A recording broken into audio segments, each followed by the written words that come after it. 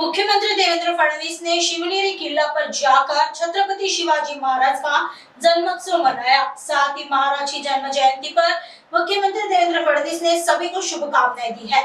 उन्होंने कहा कि छत्रपति शिवाजी महाराज का जन्मोत्सव भारत के साथ और भी 20 देशों में मनाया जा रहा है।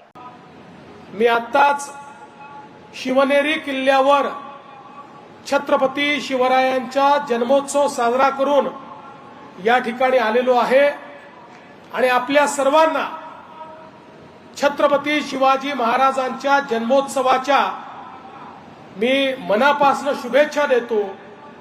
मला अतिशय आनंद आहे की महाराजांचा जन्मोत्सव केवळ भारतामध्ये नाही तर जगातल्या किमान 20 देशांमध्ये आज साजरा केला जातो आहे।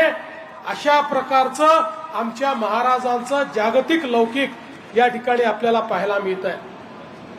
आपल्याला कल्पना आहे जेव्हा उभ्या भारतामध्ये अनाचार होता, दुराचार होता, अत्याचार होता, अंधकार होता आणि ज्यावेळी भारतातले अनेक मोठे राजे आणि राजवाडे हे परकीय आक्रमकांचं मुघलांचं मंडलिकत्व स्वीकारून त्यांच्या पायथ्याशी काम करण्याकरता उत्सुक होते, काम करत होते।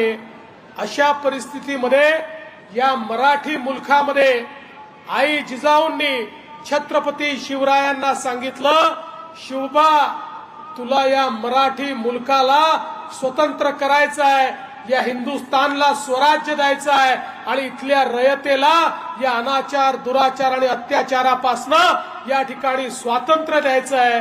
छत्रपती शिवरायांनी हातामध्ये तलवार घेतली, 18 पगड जातीच्या सामान्य मावळ्यांना एकत्रित केलं, त्यांच्यामधलं पौरुष जागृत केलं, त्यांना सांगितलं तुम्हाला देव देश आणि धर्माकरता लढाई करायची आहे, कोणाला राजा बनवण्याकरता ही लढाई नाही आहे, रयतेचं राज्य तयार करण्याकरता आपल्याला ही लढाई लढायची आहे आणि आपल्या आया बहिणींची अब्रू त्या ठिकाणी सावरली गेली पाहिजे। आपल्या गरिबावर होणारा अत्याचार हा समाप्त झाला पाहिजे, याकरता आपल्याला लढाई लढायची आहे। आणि त्या मावळ्यांनी चमत्कार करून दाखवला। लाखाची फौज घेऊन मुघल यायचे आणि 5000 मावळे त्या मुघलांना परास्त करायचे आणि शेवटी छत्रपतींनी या ठिकाणी स्वराज्याची स्थापना केली आणि आमचा आत्माभिमान हा जागृत करून दाखवला।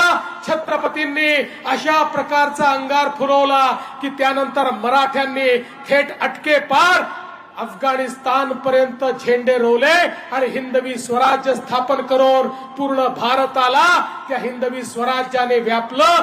ही छत्रपती शिवाजी महाराजांनी या भारताला दिलेली देण होती।